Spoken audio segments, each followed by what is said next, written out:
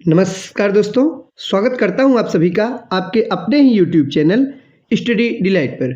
साथियों, आज की इस वीडियो में हम लोग आरपीएफ कांस्टेबल 2024 भर्ती के लिए जीके जीएस के प्रैक्टिस सेट को देखने वाले हैं। तो अब तक हमने 2 प्रैक्टिस सेट कंप्लीट करा दिए हैं। आज है प्रैक्टिस सेट नंबर 3। चलिए शुरुआत करते हैं महत्वपूर्ण प्रश्नों के साथ। पहला प्रश्न कि ऑल इंडिया हरिजन संघ की स्थापना 1932 में किसके द्वारा की गई थी।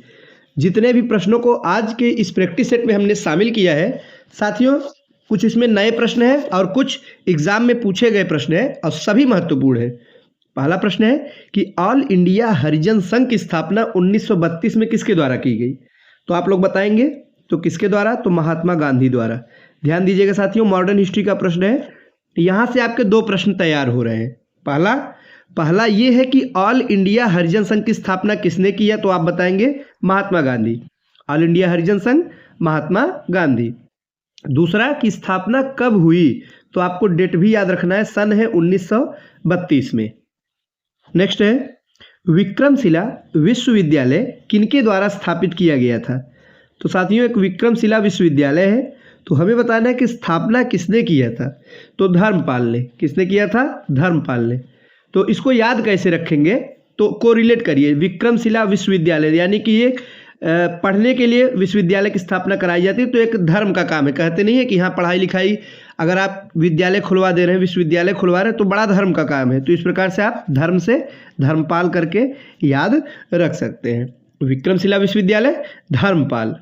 ध्यान दीजिए साथियों, धर्मपाल के द्वारा स्थापित किया गया था। अब हम बढ़ते हैं अगले प्रश्न की तरफ कि दिल्ली सल्तनत के दौरान मुकद्दम या चौधरी पद का इस्तेमाल किनके लिए किया जाता था। तो दिल्ली सल्तनत मिडिवल हिस्ट्री का टॉपिक है साथियों। इस दौरान जो एक शब्द था मुकद्दम या फिर चौधरी, तो इसका इस्तेमाल किनके लिए किया जाता था ये हमें बताना है। तो गांव के सरपंच के लिए। जैसे गांव के सरपंच होते थे, वर्तमान समय में गांव के प्रधान होते हैं, गांव के सरपंच भी होते हैं, तो इन्हीं के लिए उस समय यानी कि दिल्ली सल्तनत जब चल रहा था तो सरपंच शब्द का प्रयोग नहीं करते थे। फिर क्या प्रयोग किया जाता था? गांव का जो मुखिया होता था उसे या तो चौधरी कहते थे या मुकद्दम कहा जाता था। ध्यान दीजिएगा, आसान सा प्रश्न है और आपको याद भी हो गया होगा। नेक्स्ट है भारत में प्रथम जनगणना किस वर्ष प्रारंभ की गई। महत्वपूर्ण है साथियों। भारत में पहली बार जनगणना का प्रारंभ कब हुआ, तो 1872 में। कब हुआ साथियों? सही जवाब होगा ऑप्शन नंबर डी, 1872 में लॉर्ड मेयो के शासनकाल में। किसके शासनकाल में? लॉर्ड मेयो के शासनकाल में। तो 2 प्रश्न आपको यहाँ से तैयार करना है। पहला तो ये कि पहली बार जनगणना कब हुई, 1872 में, और नियमित के बारे में पूछा जाएगा तो 1881 में।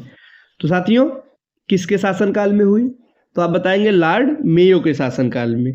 और मेयो से संबंधित एक और प्रश्न बनता है, वो ये है कि किस वायसराय की हत्या भारत में हो गई थी। तो लॉर्ड मेयो की हत्या भारत में हुई थी।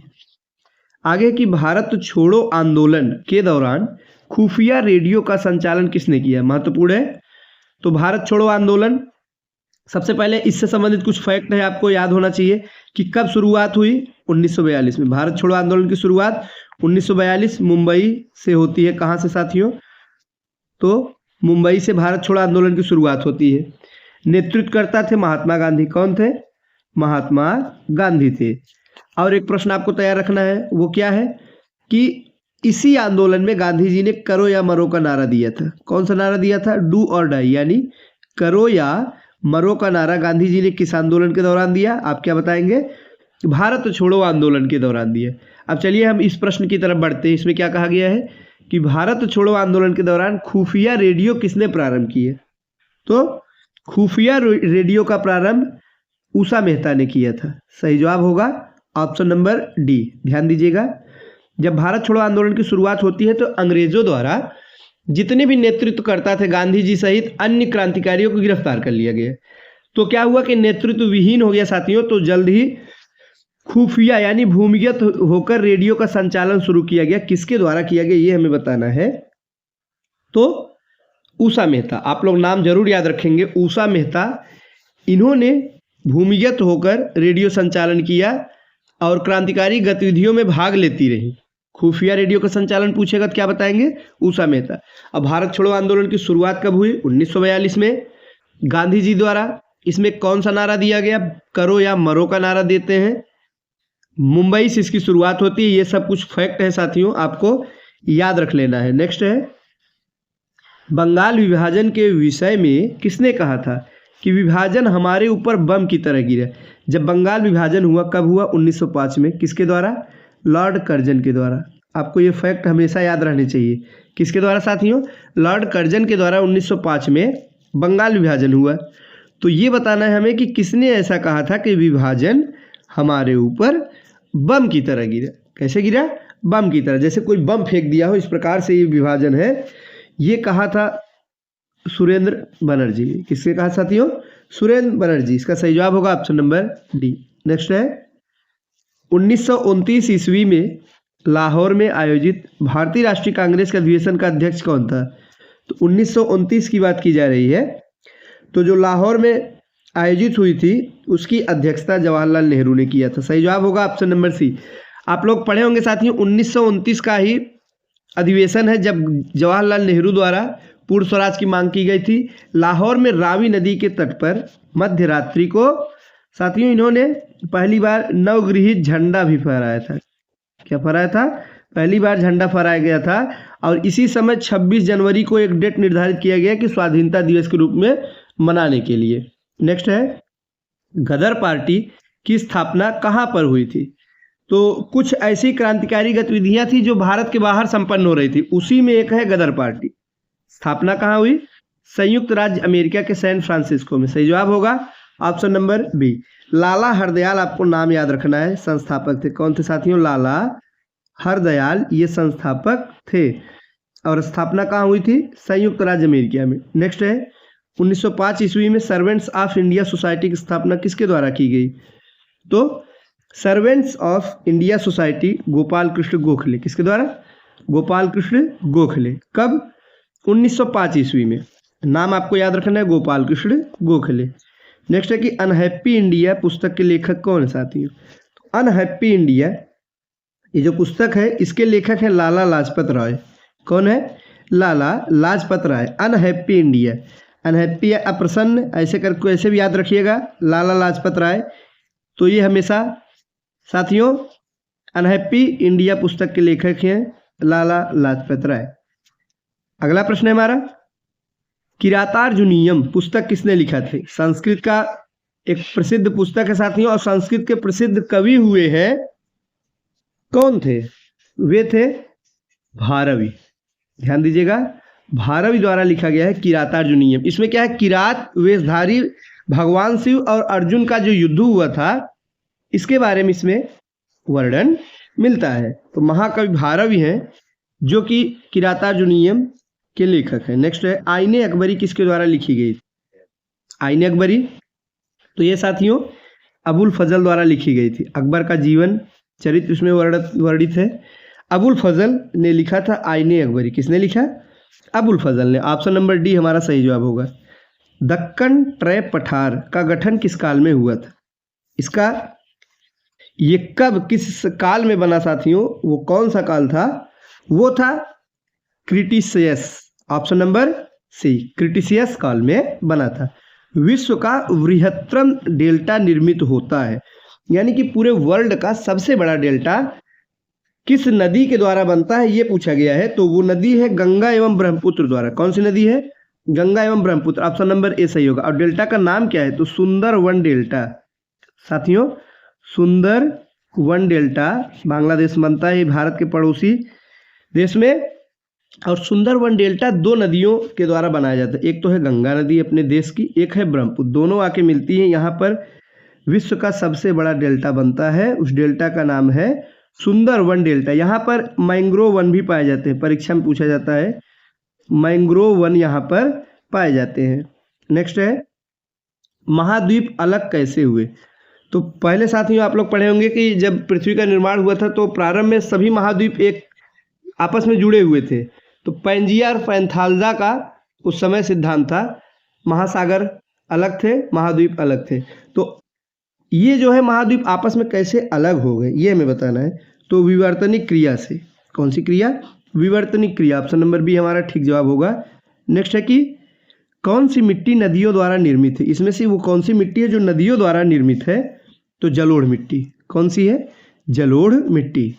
साथियों, जलोढ़ मिट्टी क्या है कि जब नदियाँ पर्वतों से निकलती हैं तो अपने मार्ग में आने वाली कुछ जो मिट्टी है उसको बहा बहा कर लाती है मैदानी क्षेत्रों में, उस मिट्टी को वहाँ पे साथियों विस्तार करती हैं और ये बड़ी ही उपजाऊ मिट्टी होती है। जलोढ़ मिट्टी कैसी मिट्टी है?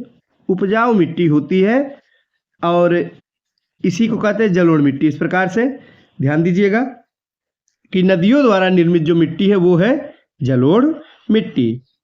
नेक्स्ट है कि किस वैज्ञानिक ने अपरदन चक्र परिवर्तित किया? प्रश्न संख्या 17 है। सही जवाब है डेविस ने। किसने? डेविस ने। Option number B.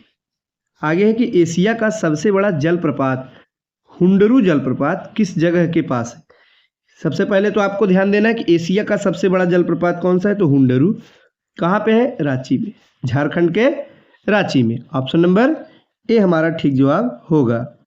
नेक्स्ट है पूर्वी समुद्रों की स्वामिनी का नाम है। तो पूर्वी समुद्रों की स्वामिनी ये कहते किसे हैं? श्रीलंका को। भारत का जो साथियों दक्षिण में स्थित देश है श्रीलंका, तो श्रीलंका को पूर्वी समुद्रों की स्वामिनी के नाम से जानते हैं। आइए हम देखते हैं हमारा अगला प्रश्न क्या है। तो निम्नलिखित में से किसे समुदाय विकास के पहले कार्यक्रम के रूप में स्थापित किया गया था? किसे स्थापित किया गया था? तो राष्ट्रीय विस्तार सेवा को। किसे साथियों? राष्ट्रीय विस्तार सेवा। ऑप्शन नंबर बी हमारा ठीक जवाब होगा। तो आज का हमारा जो अंतिम प्रश्न है वो है कि भारतीय संविधान के अनुच्छेद 14 में लिखा हुआ कानून के समक्ष समानता किस देश के संविधान से लिया गया है? तो पहले तो आपको ये याद रखना है कि अनुच्छेद 14 में क्या है? तो कानून के समक्ष समानता। कहीं कहीं आपको विधि के समक्ष समानता देखने को मिलेगा, है एक ही चीज़ साथियों, कंफ्यूज नहीं होना है। विधि यानी कानून, तो विधि के समक्ष समानता का अधिकार या कानून के समक्ष समानता यानी कानून के समक्ष सभी समान है, कोई बड़ा छोटा नहीं है, सब समान है। ये जो है ये किस देश के संविधान से अंगीकृत है यानी कि लिया गया है, ये हमें बताना है। तो साथियों ये जो अवधारणा है ये ब्रिटेन के संविधान से लिया गया। सही जवाब होगा ऑप्शन नंबर बी। ध्यान देंगे, ब्रिटेन के संविधान से लिया गया है। क्या लिया गया है? कानून के समक्ष समानता का अधिकार। ब्रिटेन यानी इंग्लैंड। तो हमारा जब संविधान का निर्माण हो रहा था तो अलग अलग देशों से अलग अलग अवधारणाएं ली गई हैं। इसे बोलते हैं विदेशी स्रोत, भारतीय संविधान के विदेशी स्रोत। जैसे नीति निर्देशक तत्व कहाँ से लिया गया पूछता है तो आप लोग बताएंगे आयरलैंड से। एकल नागरिकता ब्रिटेन से।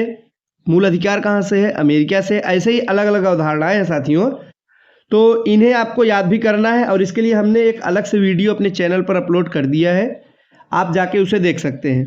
यहाँ से एक प्रश्न जरूर परीक्षा में बनता है, इसीलिए मात्र 10 मिनट का वीडियो होगा साथियों। 10 मिनट में आपका एक नंबर तैयार होने वाला है। आप चाहें तो उसे लिख भी सकते हैं, लिख कर एक जगह याद कर सकते हैं। तो इस प्रश्न में क्या पूछा गया है? अनुच्छेद 14 में है कानून के समक्ष समानता किस देश के संविधान से लिया गया? आप लोग बताएंगे ब्रिटेन के संविधान से लिया गया। अब ब्रिटेन से ही लिया गया एकल नागरिकता, इसे भी आप लोग ध्यान दीजिएगा। एकल नागरिकता अपने यहाँ कैसी नागरिकता है? दोहरी नहीं है, एकल नागरिकता है। एकल यानी कि हम लोग जो है ऐसा नहीं कह सकते कि राज्य के भी नागरिक देश के भी। जैसे मान लीजिए अगर आप उत्तर प्रदेश के हैं तो ऐसा नहीं कह सकते कि हम उत्तर प्रदेश के नागरिक हैं और भारत के। आप उत्तर प्रदेश के निवासी हो सकते हैं लेकिन नागरिकता आपको भारत की है। यही है एकल नागरिकता और ब्रिटेन के संविधान से ली गई है। तो साथियों आज के लिए बस इतना ही। वीडियो अच्छा लगा हो तो लाइक करिएगा और चैनल को सब्सक्राइब कर लीजिए, वीडियो को शेयर भी करिएगा। साथियों इसी प्रकार के और प्रैक्टिस सेट को देखने के लिए आप हमारे चैनल के साथ जुड़े रहिएगा। मिलते हैं अगले प्रैक्टिस सेट में। धन्यवाद।